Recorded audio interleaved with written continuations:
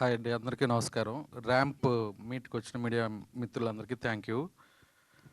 Car release తర్వాత కిరణ్ గారు ఒకసారి ఈ కథ వినమని చెప్పారు.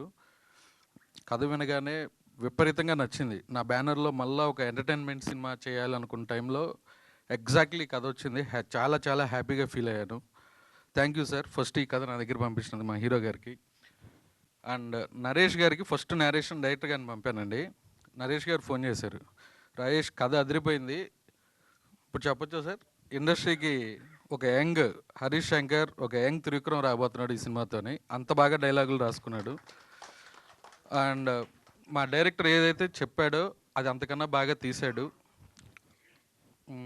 Producer friendly director also. And మా డిఓపి సతీష్ గారు మంచి విజువల్స్ ఇచ్చారు. చేతన్ గారు మా బ్యానర్లో ప్రతి సినిమాకి మ్యూజిక్ డైరెక్టర్ మారుతూ ఉన్నాడు.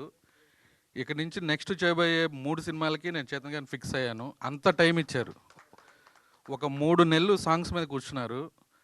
ఆర్ఆర్ సినిమా 18th రిలీజ్ అయితే నేను నైట్కి ఫస్ట్ హాఫ్ ఆర్ఆర్ ఇచ్చాడు. థ్యాంక్ యూ సార్, ఇంత డైరెక్ట్గా పనిచేసిన మ్యూజిక్ డైరెక్టర్ ఫస్ట్ టైం చూశాను నేను. Thank you. అండ్ మా ఫ్రెండ్స్ చోటాకే ప్రసాద్, మీరు ఎడిటర్, అండ్ ప్రమో రవి, మీరు చూసిన గ్లిమ్స్ కానీ టేజర్ కానీ అంతా మా ప్రమో రవి. అండ్ మా డైరెక్టర్ బ్రహ్మ గారు. నేను డిస్ట్రిబ్యూటర్ ఉన్నప్పటి నుంచి మేము ముగ్గురం ఫ్రెండ్స్. మా ఫ్రెండ్షిప్ ఇలాగే ముందుకు సాగుతూ ఉంది. Thank you sir for every time. And Sai Kumar గారు, వెనిల్ కిషోర్ గారు, అందరూ వాళ్ళ ఎఫర్ట్ వాళ్ళు చాలా బాగా పెట్టారు. ఎస్పెషల్లీ నరేష్ గారు.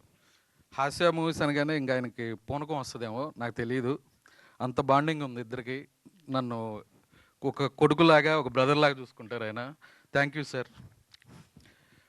అండ్ యుక్తి, నిజంగా ఈ సినిమాలో ఒక హీరోయిన్ మంచి పెర్ఫార్మెన్సు, కొత్త క్యారెక్టర్ ఉన్న కథ ఇది.